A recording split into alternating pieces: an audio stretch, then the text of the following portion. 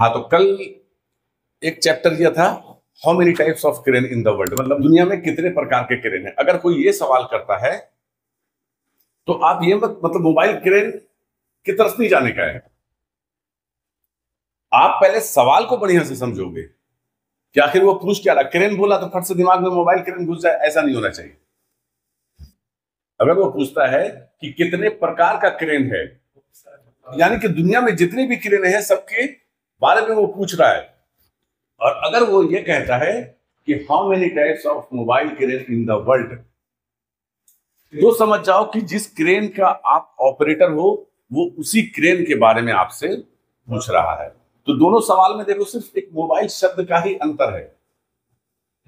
एक दोनों जो क्वेश्चन है उसमें एक मोबाइल क्रेन, मोबाइल नाम जो है यही तो जुड़ा है, लेकिन सवाल कितना बड़ा चेंजेस आ जा रहा है और उसके जवाब में भी बहुत सा बड़ा बदलाव आ जा रहा है। तो इसको भी ध्यान में रखना है, ठीक है। कल जैसे बता दिया था कि how many types of mobile crane, बहुत प्रकार के मोबाइल क्रेन है जिसको आप नाम लेना वैसे संभव नहीं है।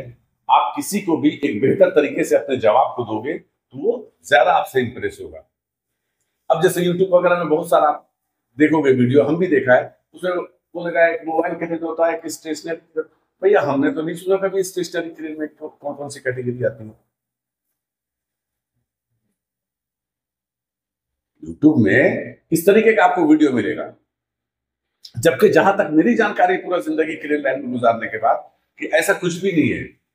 How many types of crane, आप बहुत सारी क्रेन को नाम ले सकते हो जिसमें 4 कैटेगरी आ जाती है। मूवेबल, नॉन मूवेबल, स्विंगेबल, नॉन स्विंगेबल, जिसके बारे में कल आपको बता दिया गया और कौन सी कैटेगरी में कौन कौन सी क्रेन आ रही है सब बता दिया गया। किस क्रेन का क्या लुक होता है, वो कैसे वर्क करती है, ये भी बता दिया है। ठीक है, आपको इसके बारे में जानना उतना बहुत ज्यादा जरूरी नहीं है, लेकिन जब आप एक घर में रहते हो तो ऐसा नहीं कि सिर्फ उस घर में जो लोग रहते हैं उसी के बारे में जानोगे। आपके पड़ोस में कौन रह रहा है आपको ये भी हल्की फुल्की जानकारी रखनी होती है। तो इसी प्रकार से बेशक आप मोबाइल क्रेन के ऑपरेटर हो, लेकिन इसके साथ साथ और आसपास कितनी क्रेनें चल रही है मार्केट में उसके बारे में भी थोड़ा सा आपको जानकारी होना चाहिए। ओके, कल हो गया था how many types of crane in the world.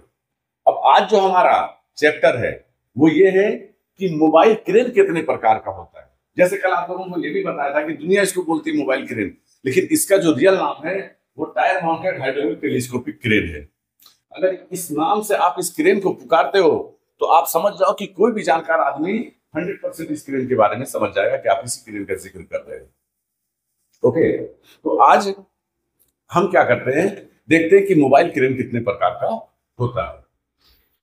Types of mobile crane. Okay, अब इसमें 3 type, there are 3 types of mobile crane in the world. एक होता है आपका रफ टेरेन क्रेन, जिसको शॉर्ट फॉर्म में आरटी क्रेन भी कहते हैं, जो ये पिक्चर पहले वाली लगी है। ये हो गया रफ टेरेन क्रेन, हो गया बाबू, रफ टेरेन क्रेन। ये हो गया रफ टेरेन क्रेन। ऐसे ही एक क्रेन 2-4 रोज में जब तुम लोगों का प्रैक्टिकल शुरू होगा तो यार्ड में भी जाओगे, देखोगे उसका मेंटेनेंस हो रहा है। ठीक है, एक हो गया रफ टेरेन क्रेन, इसी को आरटी क्रेन भी कहा जाता है। ओके, सेकंड में हो गया आपका truck mounted crane and third one all terrain crane. Mobile crane की कैटेगरी में जब आप आते हो, मोबाइल क्रेन की दुनिया में आते हो, तो बस यही 3 क्रेनें आपको मिलती है, rough terrain crane, truck mounted crane, all terrain crane. अब ये रफ टेरेन क्रेन देखो, सामने पिक्चर लगी है। अब देखो rough terrain crane, truck mounted crane, और वो लास्ट वाली पिक्चर देखो, वो है ऑल टेरेन क्रेन। ठीक है, 3 क्रेन मैंने बोर्ड पे लिखा है, 3 क्रेनों का नाम, और तीनों क्रेन पिक्चर जो आपके सामने है। अब यहाँ एक चीज आपके दिमाग में घूम रहा होगा कि ये क्रेन तो बिल्कुल लुक वाइज अलग लग रहा है दिखने में, है, लेकिन ये स्क्रीन पे और वहां जो आपके पिक्चर में क्रेन है दोनों एक ही जैसा लग रहा है ना। अभी अमिताभ बच्चन एक है, उसका डुप्लीकेट भी है ना मार्केट में, तो क्या दोनों एक ही हो गए? अंतर है कि नहीं है जी? और बहुत बड़ा पैमाना का अंतर है। अमिताभ बच्चन एक ब्रांड है और उसका जो बेचारा डुप्लीकेट है वो कोई गांव देहात में कबीले में स्टेज शो वगैरह करके अपनी रोजी रोटी चला रहा है। तो अब यहाँ पे देखो 3 क्रेन का जो नाम लिखा है मैंने, 2 क्रेन के नाम के नीचे ये टेरेन शब्द आ रहा है, देख रहे हो, ये टेरेन शब्द आ रहा है। इसका मतलब कि ये दोनों क्रेनों में कुछ फीचर्स जो है सेम रहेगा, लेकिन ये क्रेन ट्रक माउंटेड जो लिखा है मैंने, ट्रक माउंटेड क्रेन, इसके बारे में भी आपको जानना होगा कि ये ऐसा क्यों है।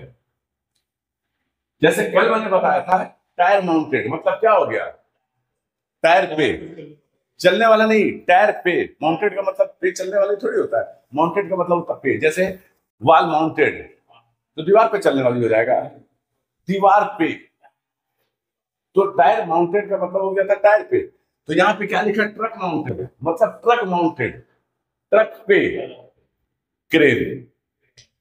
मतलब कि ये जो सिस्टम है आपका, हमारे पास यही क्रेन है यार्ड में। ये क्रेन जो है ना, ये ट्रक के चेसिस पे इंस्टॉल किया जाता है। इसलिए बात जब ड्राइविंग की आती है तो जो आपके बड़े बस में या ट्रक में या कार वगैरह में ड्राइविंग का फीचर्स दिया होता है ना, बस वही फीचर्स है। जैसे क्या है कि स्टीयरिंग के साथ अगला चक्का और अगला चक्का लेफ्ट राइट होता है, जिस तरफ स्टीयरिंग घुमा उस तरफ अगला चक्का ही तो लेफ्ट राइट होगा, है? अब गियर आपको लगाना है क्लच दबा के, ये सारी चीजें हैं। लेकिन इसके अलावा अब ये जो 2 क्रेनों का नाम मैंने 1 नंबर और 3 नंबर में लिखा है, रफ टेरेन क्रेन और ऑल टेरेन क्रेन, इसमें आपको ड्राइविंग में भी हद से ज्यादा फीचर्स मिल जाता है, जो आपके ड्राइविंग की बहुत सारी प्रॉब्लम्स को सुलझा देता है। मतलब कि छोटी छोटी जगहों पे आप इस क्रेन को डाल सकते हो। अब जैसे ये ऊपर और नीचे लिखा है, फीचर्स के बदलाव, तो फीचर बहुत अलग अलग फीचर्स दोनों क्रेनों में है जो एक जैसा है, लेकिन 3 फीचर्स ऐसा है जो आपको अभी फिलहाल ड्राइविंग में मैं बताऊंगा यहाँ पे, और वो बहुत महत्वपूर्ण है, बहुत इंपॉर्टेंट फीचर्स है। समझ गए? इस क्रेन के बारे में कोई जिक्र नहीं करने का है। जो आपके बस और ट्रक में ड्राइविंग की फैसिलिटी होती है ना, बस वही ड्राइविंग की फैसिलिटी है। अगर आपने बस या ट्रक चलाया है या कार वगैरह चलाया है, आप आराम से तीनों क्रेनों को चला सकते हो। लेकिन जो फीचर्स आपको उधर बस और ट्रक में मिला था, वही फीचर सेम टू सेम इसमें मिलेगा। लेकिन ये जो है, जैसे रफ टेरेन क्रेन ये है, और टेरेन क्रेन वो लास्ट है।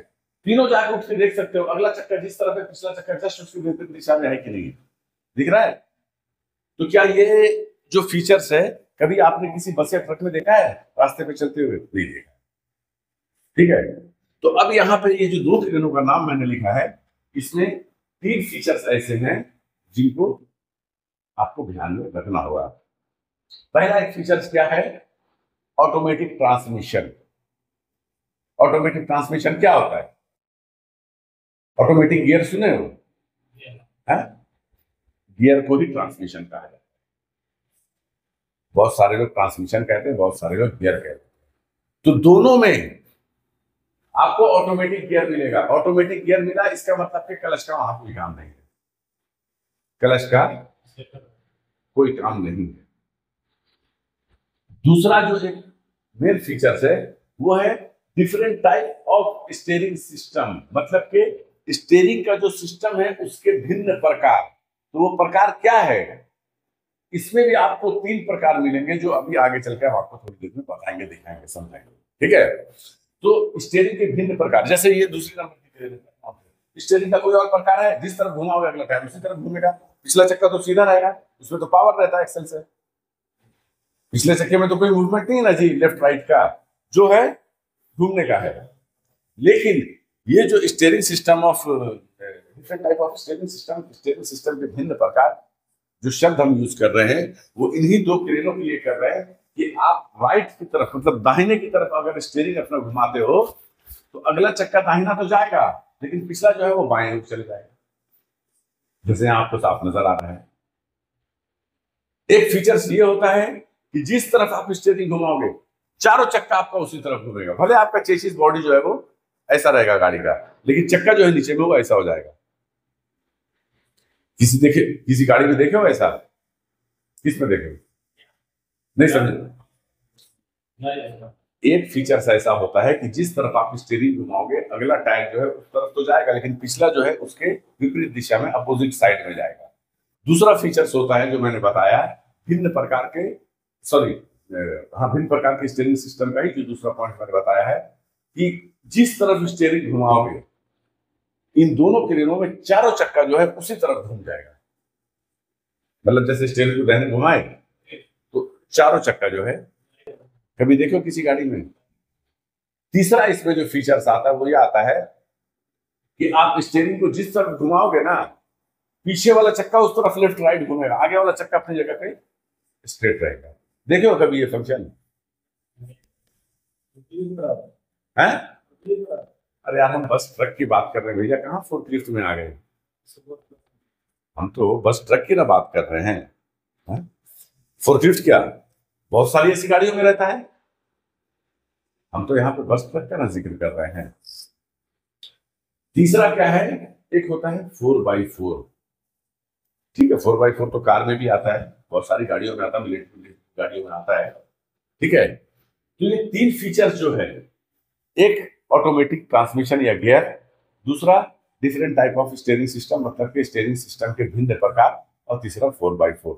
इसके अलावा भी बहुत सारा ऐसा फीचर्स है जो इन दोनों क्रेनों में रहता है और इसमें बिल्कुल भी नहीं रहता है। वो आगे जब हमारा कोर्स बढ़ेगा तो आपको बताया जाएगा। अभी जो मुख्यतः हम शुरुआत करेंगे आपके रफ टेरेन क्रेन से, क्योंकि जब आप गल्फ में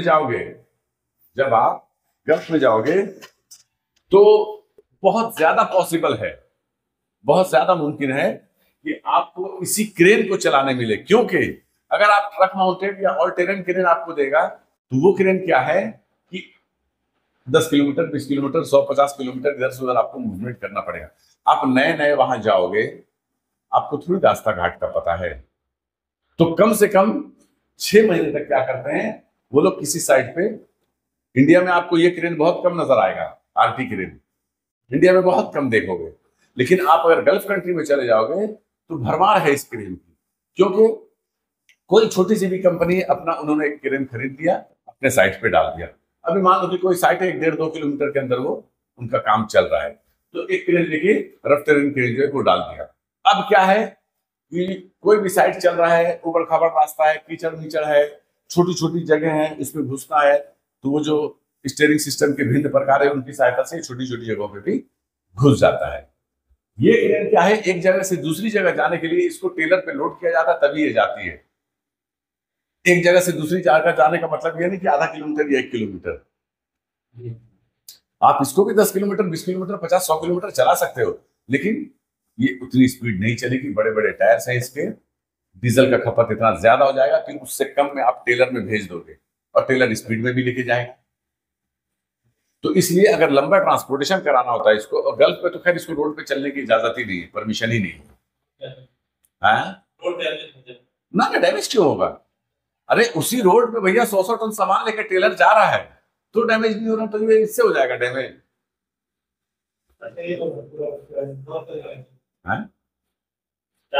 तो आप जब शुरू में जाओगे गल्फ में ना, तो सबसे पहले आपको इसी क्रेन पे वो लोग आजमाएंगे, या यही क्रेन आपको देंगे कि साइड पे लेके काम करिए।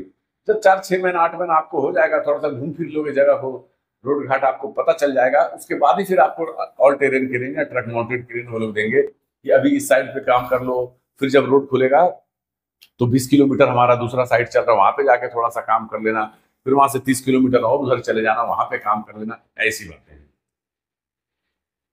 तो हम सबसे पहले आपको RT crane, rough terrain crane के बारे में बताएंगे।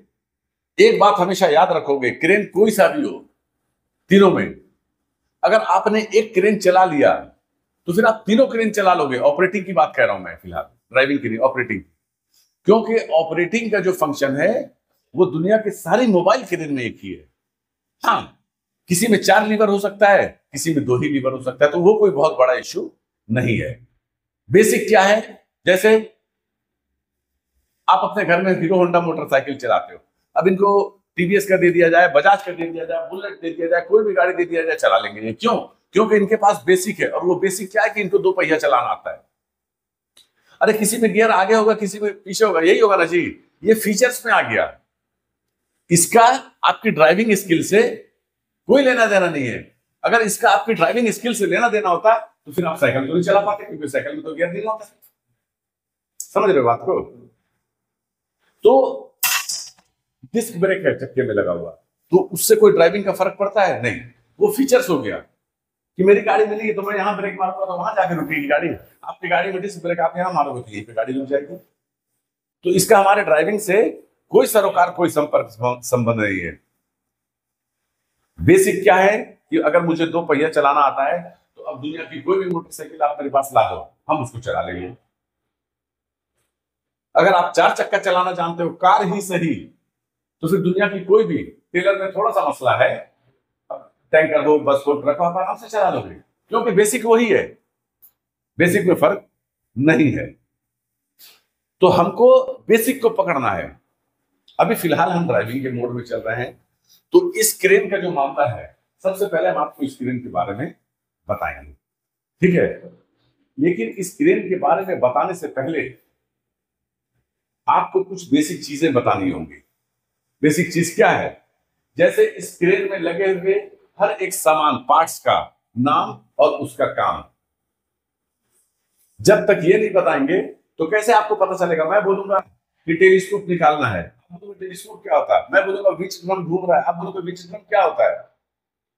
तो सबसे पहले क्या है कि आपको इस क्रेन के पार्ट्स का नाम, बेशक तीनों क्रेनों, इसमें से एक क्रेन तो बिल्कुल भी अलग नजर आ रहा है, 2 क्रेनें फिर एक जैसी नजर आ रही है कुछ, लेकिन उसमें भी जमीन आसमान का फर्क है।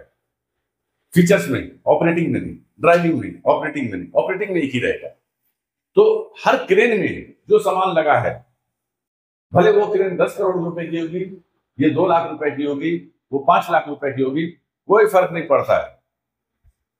अरे भाई, आपके पॉकेट में 20,000 रुपए का मोबाइल है, और जो पैसे वाले लोग हैं उनके हाथ में 1.5 लाख रुपए का मोबाइल है।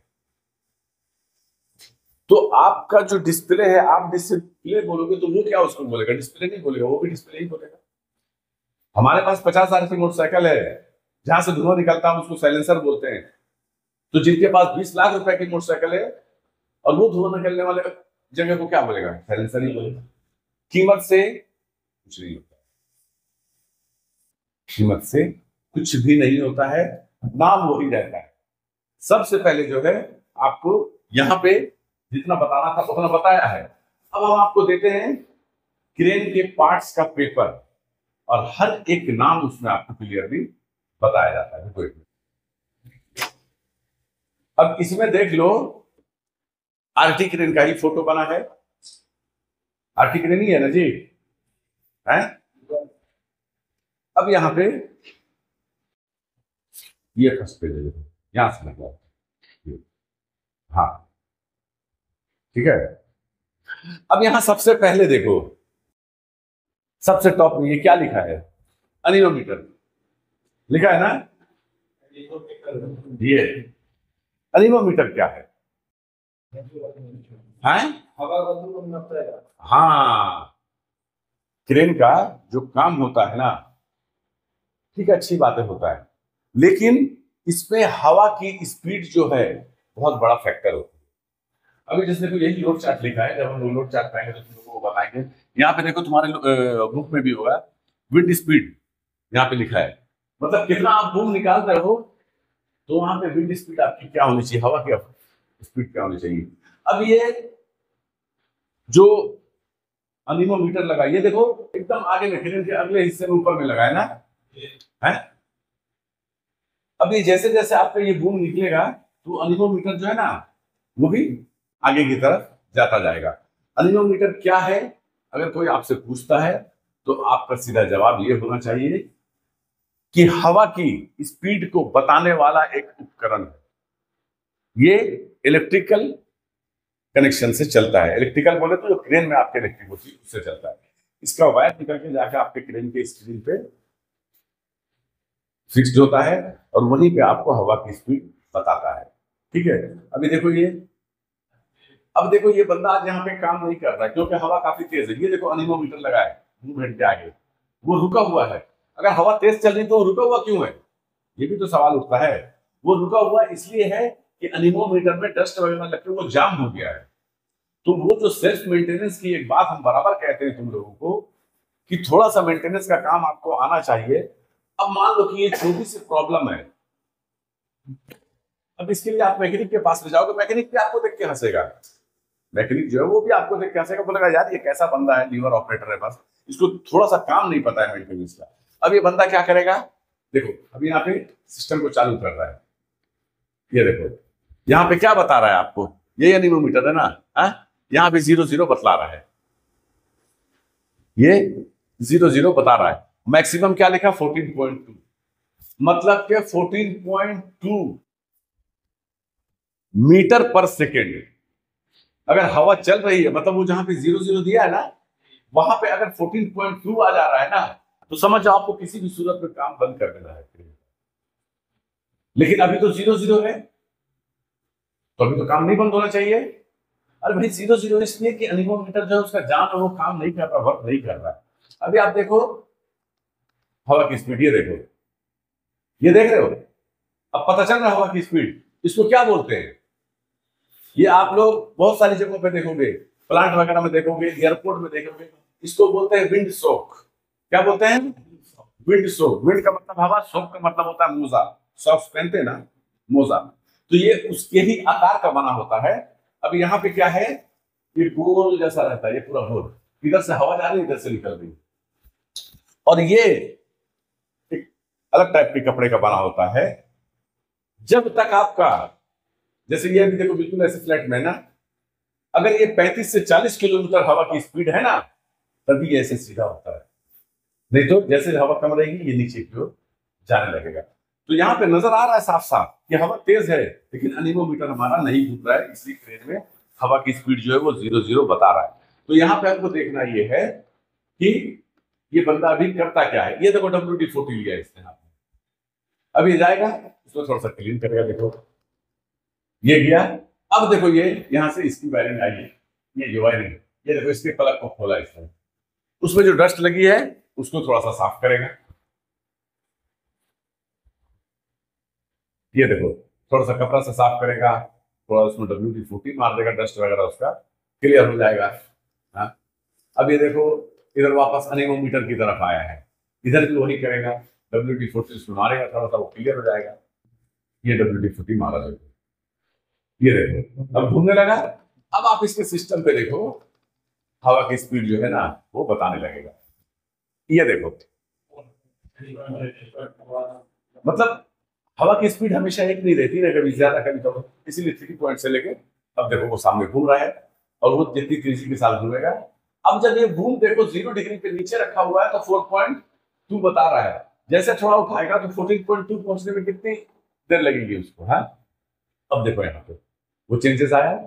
तो अगर आपसे कोई ये पूछता है कि अनिमोमीटर का क्या काम होता है, अनिमोमीटर किसे कहते हैं, तो क्या जवाब देना आपके लिए कोई मुश्किल रहेगा?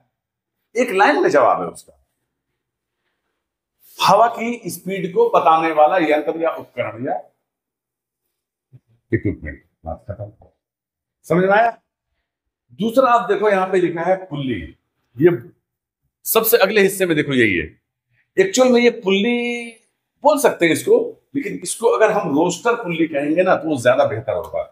आगे उसके आप लोग लिख लो पेन से, ROASTER, रोस्टर पुल्ली बोलेंगे कोई दिक्कत नहीं है, लेकिन यहाँ पे जिस जगह पे वो लगा है और जिस काम के लिए वो लगा है, तो वहां पे रोस्टर पुल्ली बोलना उसको ज्यादा सही रहेगा। ये क्यों है, देखो जैसे इस क्रेन में देखो 2 हुक ब्लॉक आपको नजर आ रहा है, इस क्रेन में 2 हुक ब्लॉक नजर आ रहा है, लटक रहा है। तो हाँ, 2 हुक ब्लॉक जो नजर आ रहा है, तो अब देखो जो छोटा हुक ब्लॉक है वो किस पुल्ली से पार हो रहा है, और बड़ा हुक ब्लॉक जो है वो किस पुल्ली से पार हो रहा है। दोनों डिफरेंट है पुल्ली। अब जैसे देखो यही है रोस्टर पुल्ली, समझ गए, यही है रोस्टर पुल्ली। अगर ये रोस्टर पुल्ली नहीं रहता तो ये छोटे हुक ब्लॉक का वायर भी यहीं से पार होता ना, तो दोनों हुक ब्लॉक एक दूसरे से टकराते हैं या नहीं टकराते? तो काम कब करते थे आप? उनका लड़ाई झगड़ा छुड़वाने में समय निकल जाए। तो रोस्टर पुल्ली अगर यहाँ पे दिया जा रहा है तो समझ जाओ कि वो जो छोटा हुक ब्लॉक है, ऑक्सिलरी हुक ब्लॉक है, उसके लिए दिया जा रहा है। आई बात समझ में नहीं आई?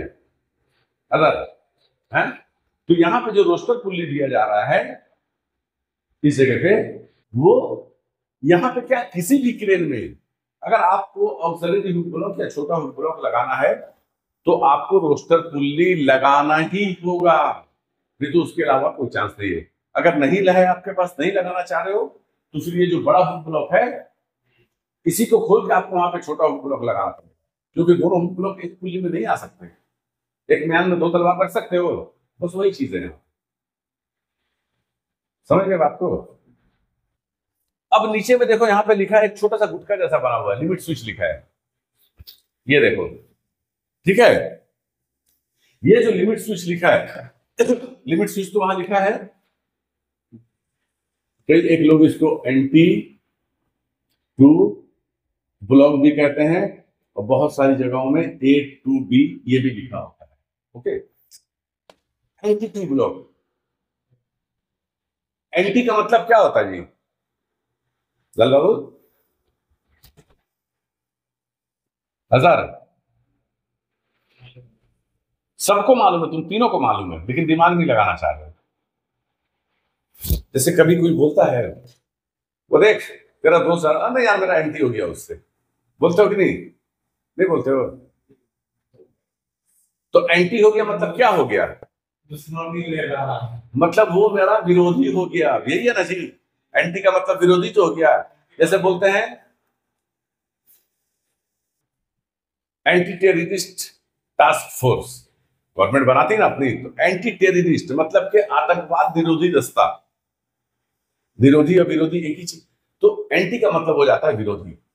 ठीक है, तो यहां पे क्या लिखा है? एंटी टू ब्लॉक, मतलब के ब्लॉक से मतलब है यहां पे हुक ब्लॉक, मतलब के हुक ब्लॉक का विरोधी।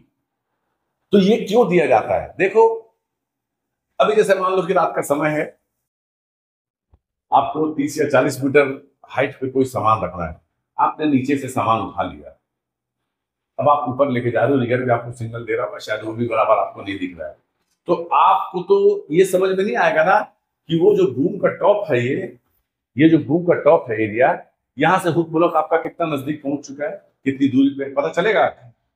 30 मीटर अगर कह रहे तो करीब करीब 97-98 फुट हो जाता है।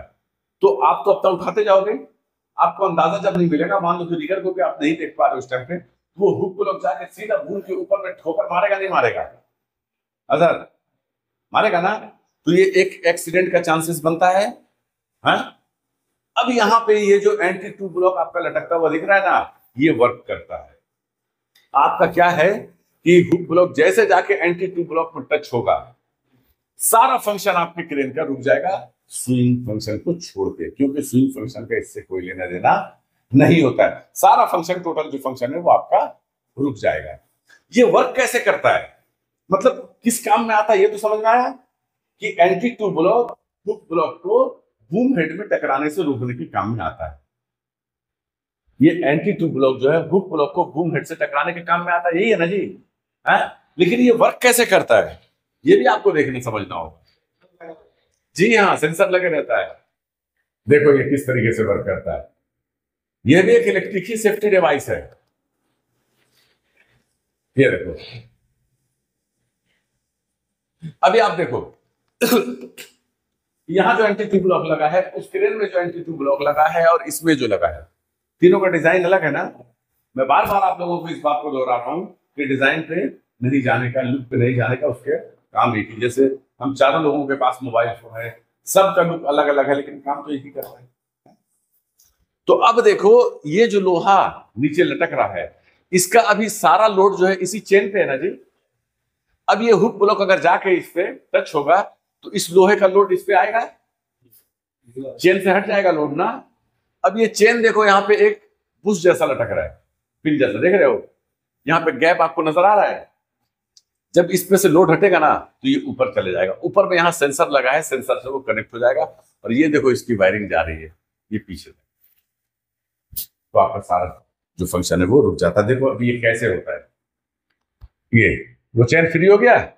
हाँ, अब देखो यहां से आपको ये सेंसर है इसका, और यहां से जाके ये इसमें टच हो जाता है। ये देखो, देख रहे हो यहां पे। अब जैसे हुक ब्लॉक को नीचे करेगा, ये वापस नीचे आएगा। देख रहा है ये एरिया, ये दिखा, समझ में आया सर? कोई प्रॉब्लम इसमें? ठीक है। अब यहाँ पे देखो नीचे ये जो वायर है, इसको वायर भी हमने लिखा हुआ है और विंच भी लिखा हुआ है। आप वायर भी बोल सकते हो, विंच भी बोल सकते हो, लेकिन अगर आप विंच बोलते हो, विंच अगर आप बोलते हो तो वो ज्यादा सुटेबल होगा। अब ये यहाँ लिखा है वायर या विंच, आप कुछ भी बोल सकते हो, लेकिन अगर विंच बोलोगे तो वो ज्यादा सुटेबल होगा। मतलब कि विंच अगर कहोगे तो वो ज्यादा सुटेबल होगा, लेकिन इसका ये मतलब नहीं है कि जो आप जिस सामान को, मतलब वायर सीलिंग जो है उसको भी आप विंच ही बोलने लगो ना। क्रेन में जो आपका वायर लगा हुआ है पीछे से जो आ रहा है, जो हुक ब्लॉक ऊपर नीचे करता है, सिर्फ उसको विंच बोलने का है। बाकी का कहीं भी वो रखा हुआ उसको वायर बोलोगे। लेकिन क्रेन के विंच ड्रम से जो आ रहा है उसको विंच ड्रम इसीलिए बोला जाता है, वायर ड्रम नहीं बोला जाता है, विंच ड्रम ही बोला जाता है। जहां पर क्रेन का पूरा जो वायर है वो स्टोर होता है, उसको विंच ड्रम ही बोला जाता है। वायर ड्रम भी बोल सकते हैं, लेकिन विंच ड्रम ही बोला जाना ज्यादा बेहतर होगा। ठीक है। अब यहाँ पे देखो ये लिखा है आपका नीचे हुक ब्लॉक,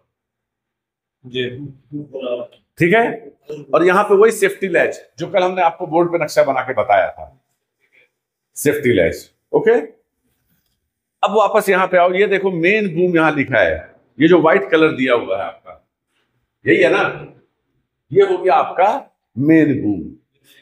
ठीक है। अब ये देखो यहाँ पे लिखा है मेन सिलेंडर या लिफ्टिंग सिलेंडर भी कह सकते हो आप उसको, वो ये वाला।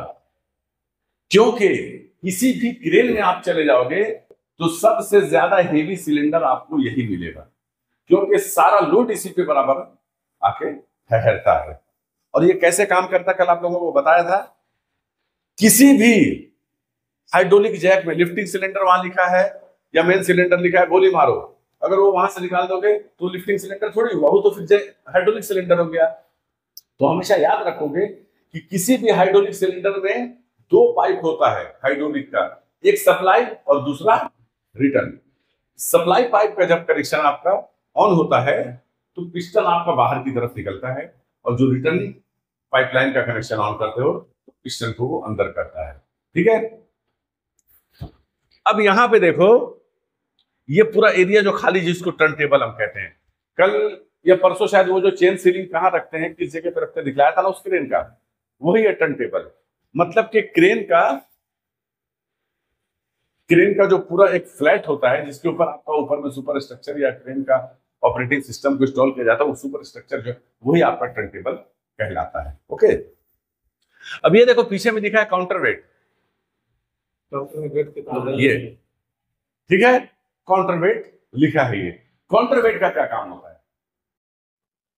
अपने हिसाब से काउंटर वेट लगाया। अब जैसे वो क्रेन सामने देख लो, उसमें अपने हिसाब से कैसे लगाओगे, उसमें तो फिक्स्ड है, सेटअप करना पड़ता है। कहीं सेटअप करना पड़ता है, किसी भी फिक्स लाता है उसके बाद से। वही तो चीज है ना रे बच्चा। ऑल टेरेन क्रेन और कुछ रफ टेरेन क्रेन, इसमें क्या है कि काउंटर वेट पीस वाइज दिया जाता है, जैसे उसमें पीस देखो है। लेकिन ये जो टडानो कंपनी की क्रेन आपके यहाँ पे फोटो लगी हुई है, देख लो दूसरा क्रेन का जो काउंटर वेट है, क्या वो पीस है? उसको बढ़ा सकते हो ना, उसको बढ़ा सकते हो ना उसको घटा सकते हो, क्योंकि वो 50 टन की क्रेन है, 12 टन काउंटर वेट उसमें ऑलरेडी फिक्स्ड कर दिया गया है। लेकिन बहुत सारी क्रेनें आती हैं, जब हम तीनों क्रेन के अंतर के बारे में जाएंगे तो उस टाइम पे पता चलेगा कि रफ टेरेन क्रेन हो और ऑल टेरेन क्रेन हो, इनमें क्या है कि आप अपनी जरूरत और काम के हिसाब से काउंटर वेट घटा बढ़ा सकते हो। समझ गए? तो ये होता है काउंटर वेट। काउंटर वेट का काम क्या है? बैलेंस बनाए रखता है। जी हाँ, जो वेट आप उठा रहे हो उस वेट से पड़ने वाले दुष्प्रभाव को वो काउंटर करता है। जैसे मान लो कि ये अभी जैसे यही क्रेन देख लो, हुक ब्लॉक, और एकदम जस्ट उसके पीछे में वो काउंटर वेट नजर आ रहा है कि नहीं आ रहा है? वो नहीं समझ में आ रहा तो ये देख लो। चलो भाई, आपको जो दिखलाया था हमने पहले। अब जैसे देख लो ये क्रेन हो गया, ये यही काउंटर वेट है ना, ये हुक ब्लॉक एकदम सामने में है कि नहीं है इसके।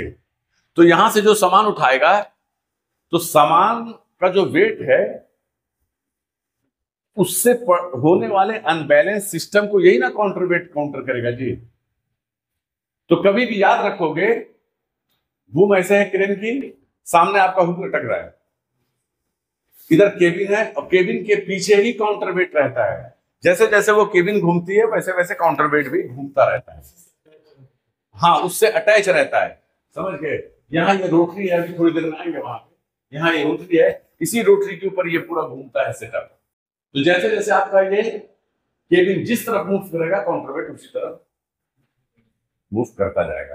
तो काउंटर वेट का काम क्या होता है कि आप जिस सामान को उठा रहे हो उस सामान से पड़ने वाले, क्रेन पे पड़ने वाले दुष्प्रभाव को वो कम करता है, खत्म करता है, नहीं तो पलटी हो जाएगा।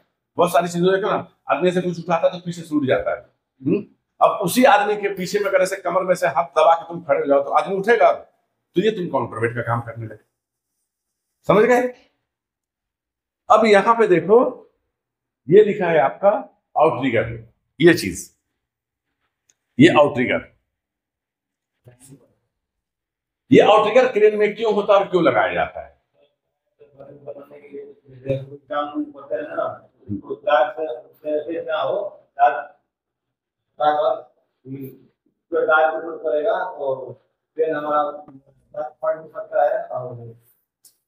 सबसे पहले तो एक बात हमेशा ध्यान में रखना कि क्रेन का जो ऑपरेशन है, जैसे आप लोग कल बोल रहे थे ना हाइड्रा भी क्रेन में आता है, हाइड्रा में स्विंग का फंक्शन नहीं है, देखो ठीक है, आप उसको बोल सकते हो क्रेन, वो कोई भी काम करता तो पैर पे ही उठाता है ना। लेकिन अगर आप इन तीनों में से किसी भी क्रेन पे काम कर रहे हो, मतलब ऑपरेटिंग कर रहे हो, तो हमेशा एक बात ध्यान में डाल देना कि बिना आउटरिगर पे क्रेन को सेटअप की ये गलती मत करना, है तो फौरन आपकी क्रेन पलट जाएगी। आप सोचोगे कि यार थोड़ा सा तो सामान उठा के इधर से उधर करना है, ना ना ना ना ना, ना। ये गलती नहीं है, क्योंकि अभी आपकी क्रेन देख लो टायर पे है, टायर पे है ना जी। तो क्रेन मान लो कि ये टायर पे आपकी क्रेन है, बूम का पोजीशन तो यही रहता है ना, यही रहता है ना बूम का पोजीशन।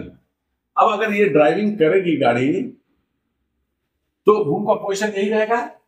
तो अब जो क्रेन को बनाया है कंपनी ने, इंजीनियर लोगों ने मिलकर जो इसको डिजाइन किया है, तो ड्राइविंग के टाइम पे इसका, अभी जैसे ये देखो, एक अगर ऐसे सर्किल करते हैं तो ये 360 डिग्री होता है, 0 डिग्री अगर यहां होगा तो 90 डिग्री यहां होगा, 180 डिग्री यहां होगा, 270 डिग्री यहां, और 0 से जस्ट पहले 360 डिग्री होगा। तो ये जो क्रेन का डिजाइन किया गया है तो बूम 0 डिग्री में ही तो रहेगा। तो अब जब 0 डिग्री में है तो सारी क्रेन का लोड व्यवस्थित तरीके से इन चारों टायर पे पड़ रहा है, और आप ड्राइव कर रहे हो तो क्रेन पलटी नहीं हो रही, समझ गए। बहुत सारी जगहों पे आपने देखा होगा कि कोई ट्रक में सामान एक तरफ लोड है, गाड़ी ऐसे हो गई। क्या क्रेन में भी तो बूम है, काउंटरवेट, ये वो दुनियादारी बहुत कुछ है, कभी क्रेन को देखा हो ऐसे? नहीं, क्योंकि उसको ऐसे डिजाइन किया जाता है इंजीनियरों के द्वारा। काफी पढ़े लिखे लोग होते हैं, वो कर लेते हैं अपना आराम से। तो आपकी जब क्रेन ड्राइविंग के लिए आपको उस पोजीशन में दिया गया है, तो अब आप मान लो कि कोई सामान यहां से उठा के आपको यहां रखना है और ट्रिगर नहीं लगा है टायर पे। जैसे आप इस सामान को यहां बूम को इस तरफ लेके जाओगे तो सारा लोड जो है इस टायर पे आया नहीं आया है? आया ना। सामान उठाने का भी भूल जाओ आप कि हमको सामान भी उठाना है। जैसे आप इस जगह से बूम को ऐसे उठा के जैसे आप इस तरफ करने लगोगे, इधर का लोड जो है वो भी इस पे आएगा। काउंटरवेट जो है अभी यहाँ पे था ना, काउंटरवेट भी तो इधर पे आएगा। तो अब देखो ये भी दबेगा और ये भी टायर दबेगा, क्योंकि दबेगा इसलिए क्योंकि टायर के अंदर हवा है। तो जैसे मान लो कि जैसे ये टेबल है, अभी एकदम स्ट्रेट लेवल लगा रहा है, अगर इस टेबल को हम यहाँ पे ये पेन रख देते हैं तो देखो किधर भी नहीं जा रहा। लेकिन जैसे हम इस तरफ से मान लो कि उस तरफ से दब रहा है, इधर से उठ रहा है, देखो ये पेन उस तरफ भाग रहा है कि नहीं भाग रहा है? तो आप जो स्विंग करोगे ना हल्के हल्के, स्विंग भी आपका स्पीड से होगा। तो अब आप उसको रोकने के लिए झटके से डरने की कोशिश करोगे, झटके से छोड़ोगे ना, फिर आपका पलटी हो सकता है, क्योंकि स्विंग होकर आपका घूमने लगेगा। किसी तरफ डाउन रहता है, गाड़ी देखते हो जब रास्ते में चलते हो जो डाउन रास्ता आता है, आप एक्सीलेटर दो ना दो, आप अभी 40 की स्पीड में आ रहे थे ना, ऑटोमेटिक देखो वो गाड़ी 60 की स्पीड पकड़ लेगी, क्योंकि डाउन है, ग्रेविटी उधर बन रहा है। तो इसी प्रकार से जैसे आप क्रेन का बूम ऐसे करोगे, ये टायर दबेगी ना, तो एक झटके से फिर स्विंग उधर आएगी और आप रोकने की कोशिश करोगे, नहीं रुकेगा, वो क्रेन आपकी पलटी हो जाएगी। तो कभी भी अगर आपको क्रेन से ऑपरेटिंग का कोई काम करना है, बेशक वहां पे जगह कम है, तो लोड चार्ट के हिसाब से आप आधा लगाओ, उससे आधा लगाओ या पूरा लगाओ, लेकिन आउटरिगर लगा के ही आपको क्रेन को स्विंग करना है, नहीं तो उसका खामियाजा शायद आपको अपनी जान दे के पूरी करनी पड़े, ये याद रखना। अगर कभी भी आपको आउटरिगर लगा क्रेन का काम करना है, ऑपरेटिंग करना है, ड्राइविंग की मैं बात नहीं कर रहा हूँ फिलहाल, मैं ऑपरेटिंग की बात कर रहा हूँ। अगर आपको कभी भी क्रेन से ऑपरेटिंग करना है ना, अगर बूम को इधर उधर थोड़ा सा करना है स्विंग पोजिशन में, तो 100% आप आउटरिगर लगा लेना। अरे आउटरिगर मत लगाओ, वर्टिकल जैक को जगह पे लगा दो, कम से कम टायर से फ्री कर लो।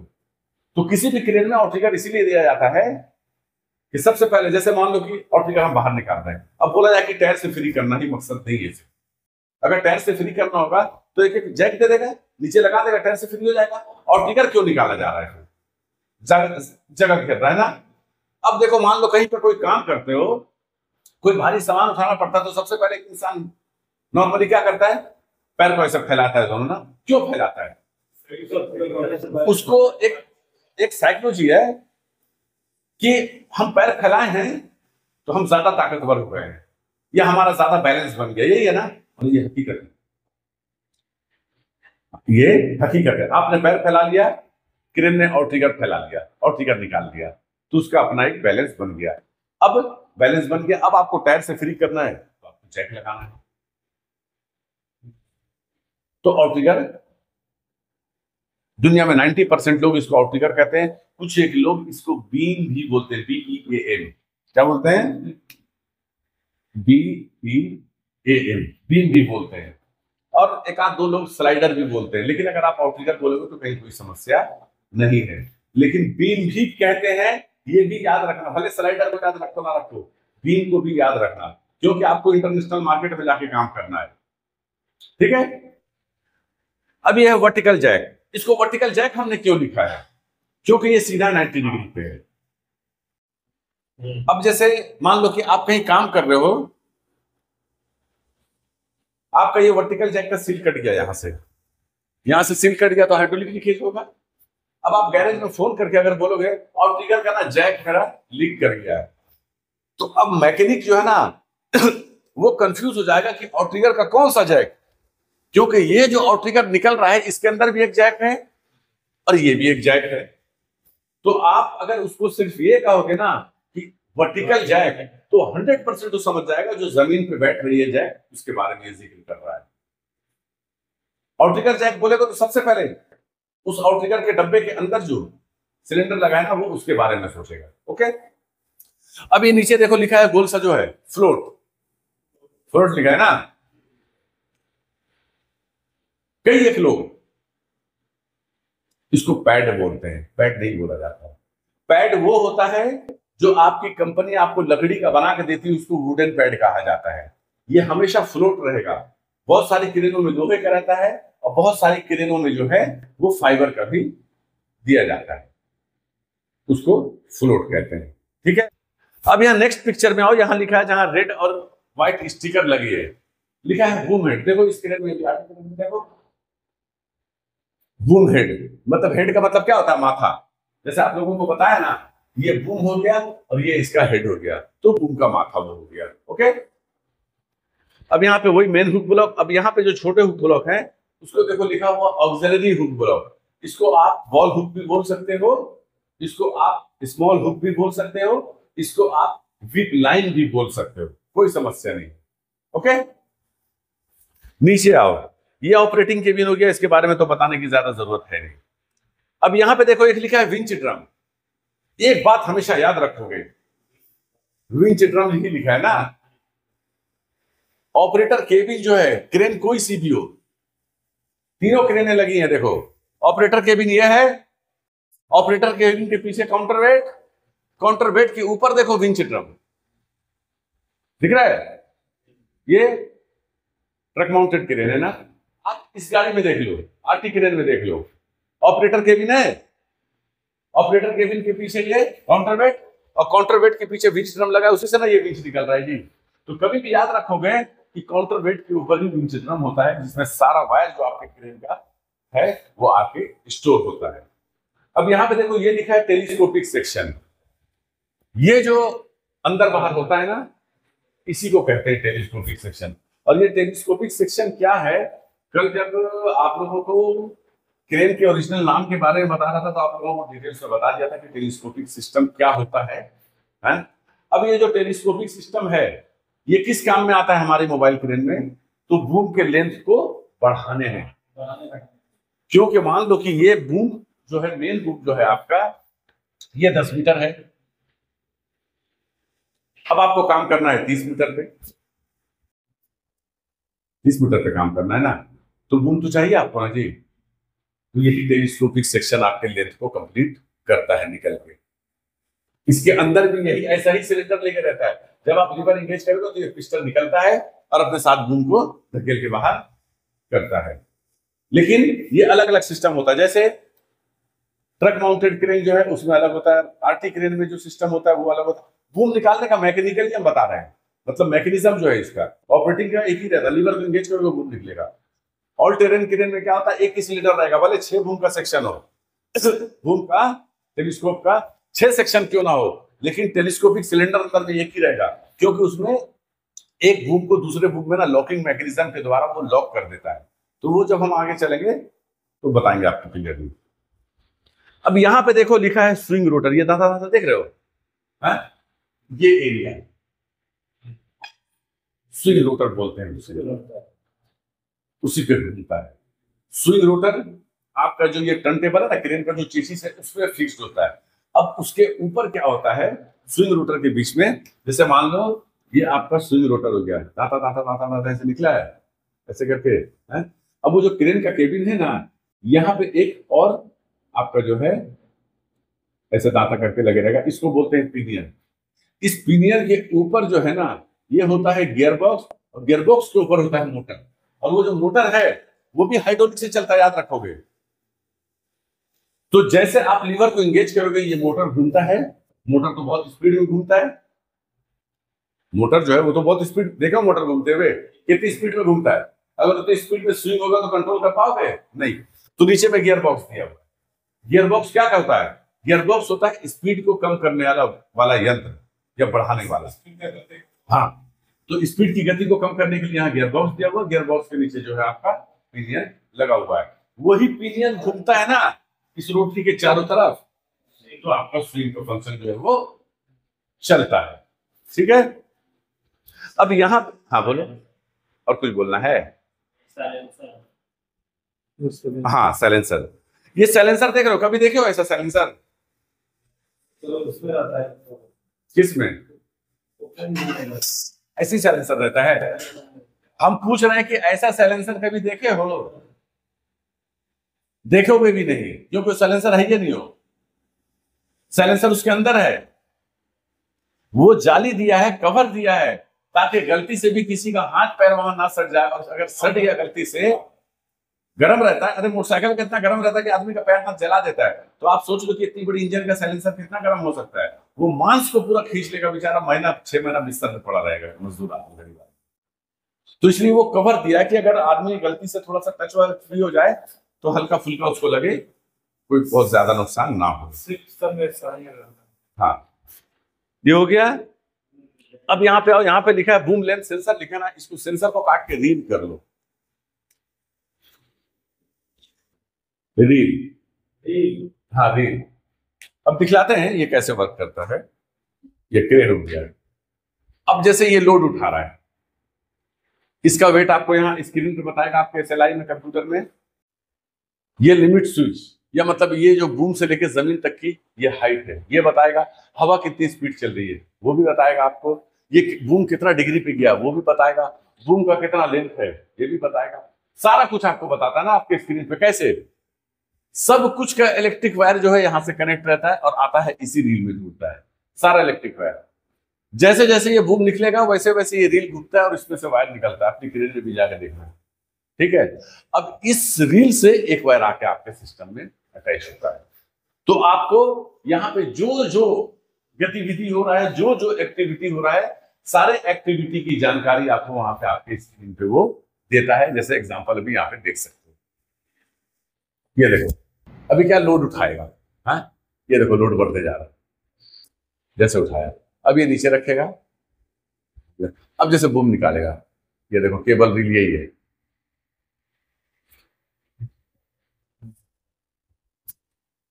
देखो ये आगे से सबसे पहले वाले बूम से अटैच है ना, जैसे वो निकलेगा ये रील घूमने लगेगा और ये लेंथ देखो बढ़ रहा है, दिख रहा है, ये देखो कम हो रहा है, इसमें घूमता है, ठीक है। तो ये किसी भी प्रकार के आपके क्रेन की देखो बूम के एंगल में देखो बढ़ रहा है, ये देखो हो रहा है।